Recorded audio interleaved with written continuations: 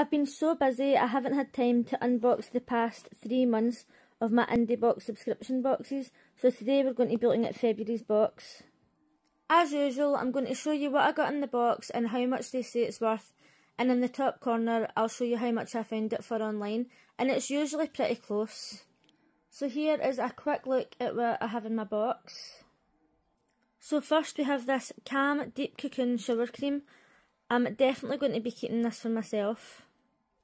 A face oil by Restored. I think I'm also going to keep this for myself, even though I have one similar from a previous box. This candle with rose quartz inside. I am not going to keep this for myself because I don't really burn candles, but I can give it away as a gift. This Ruby Hammer lip balm. I actually thought this was an eyeshadow. This is a really nice gold colour. I don't know if I'm going to keep this for myself or not. And this Glow Enhancing Cream from the Dollhouse Cosmetics.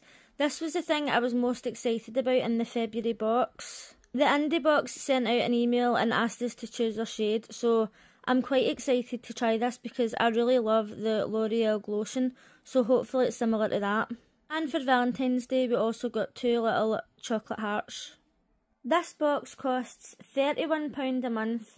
And this is the amount the company said these items were worth, and this is what I could find them for online. Let me know in the comments what you think.